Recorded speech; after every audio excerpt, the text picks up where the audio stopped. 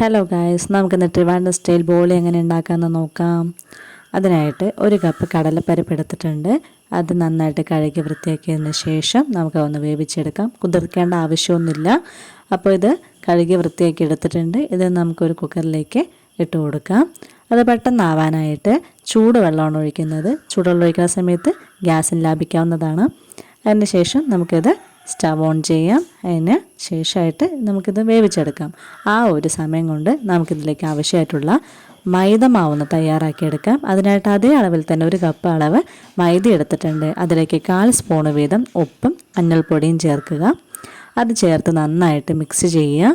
അതിനുശേഷം കുറേശ്ശെ വെള്ളം ഒഴിച്ച് നന്നായിട്ട് ഈ മാവൊന്ന് കുഴച്ചെടുക്കേണ്ടതാണ്. സാധാരണ ബോളി ഉണ്ടാക്കുന്ന സമയത്ത് അതിലേക്ക് നമ്മൾ പരിപ്പ് കുതിർത്ത് വെക്കണം കുറേ നേരം, അങ്ങനെയൊക്കെ കേട്ടിട്ടുണ്ട്. പക്ഷെ ഇതങ്ങനെ ചെയ്യുന്ന സമയത്ത് അതിൻ്റെ ഒന്നും ആവശ്യമില്ല. ആ സമയം നമുക്ക് ലാഭിക്കാവുന്നതാണ്. ഇപ്പോൾ ഇത് ബാറ്റർ തയ്യാറായിട്ടുണ്ട്. ഇത് ചപ്പാത്തി പോലെയല്ല, ചപ്പാത്തി മാവ് പോലെയല്ല, നല്ല ലൂസായിട്ടാണ് ഇരിക്കുന്നത്. അതിലേക്ക് നമുക്ക് കുറച്ച് സൺഫ്ലവർ ഓയിൽ കൂടി മിക്സ് ചെയ്യാം. ഇത് കുറച്ച് നേരം നമുക്ക് റെസ്റ്റ് ചെയ്യാനായിട്ട് മാറ്റി വയ്ക്കാം. ഈ സമയം കൂടെ നമ്മുടെ പരിപ്പ് ഇവിടെ വെന്തിട്ടുണ്ട്. അതിൽ വെള്ളത്തിൻ്റെ അംശമെല്ലാം പോകണം. അതിനായിട്ട് നമ്മളൊരു അരിപ്പയിലേക്ക് ആ ഒരു വേവിച്ച പരിപ്പെല്ലാം ഇട്ട് കൊടുക്കുന്നുണ്ട്. അതിൻ്റെ വെള്ളമെല്ലാം വറ്റിയതിന് ശേഷം നമുക്കിതിനെ ഒരു പാനിലേക്ക് മാറ്റാം.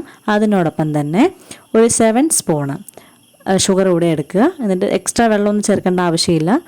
ഹൈ ഫ്ലെയിമിൽ തന്നെ നന്നായിട്ട് ഇതൊന്ന് ഇളക്കി മിക്സ് ചെയ്തെടുക്കുക. അങ്ങനെ മിക്സ് ചെയ്യുന്ന സമയത്ത് അതിൽ പഞ്ചസാരയുടെ വെള്ളമെല്ലാം കുറേശ്ശായിട്ട് വരുന്നതാണ്. അതുകൊണ്ട് കുഴപ്പമൊന്നും ഉണ്ടാവില്ല. നന്നായിട്ട് ഡ്രൈ ആയിട്ട് വരുന്നത് വരെ നമുക്കിതൊന്ന് ഇളക്കി കൊടുക്കണം.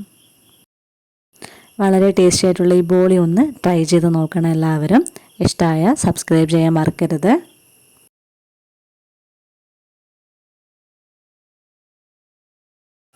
ഇപ്പോൾ ഇത് നന്നായിട്ട് തിളച്ച് വന്നിട്ടുണ്ട്. കുറച്ച് നേരം കൂടി വെയിറ്റ് ചെയ്തിട്ടുണ്ടെങ്കിൽ അത് കറക്റ്റ് ഡ്രൈ ആയിട്ട് വരും. ഇപ്പോൾ ഇത് ഡ്രൈ ആയിട്ട് വന്നിട്ടുണ്ടെങ്കിൽ വെള്ളത്തിൻ്റെ അംശമെല്ലാം മാറിയിട്ടുണ്ട്. ഇത് ചൂടാവുന്നത് വരെ നമുക്കൊന്ന് വെയിറ്റ് ചെയ്യാം. ചൂടാറിയതിന് ശേഷം ഒരു മിക്സർ ജാറിലിട്ട് അല്പം ഏലക്കാപ്പൊടി കൂടി ചേർത്ത് നന്നായിട്ട് ഫൈനായിട്ടൊന്ന് പൊടിച്ചെടുക്കണം.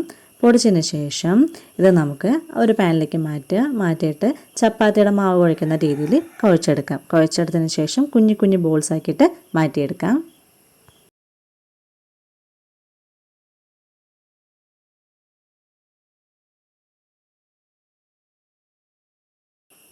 ഇപ്പോൾ ഇത് കുഞ്ഞു ബോൾസാക്കി മാറ്റിയെടുത്തിട്ടുണ്ട്.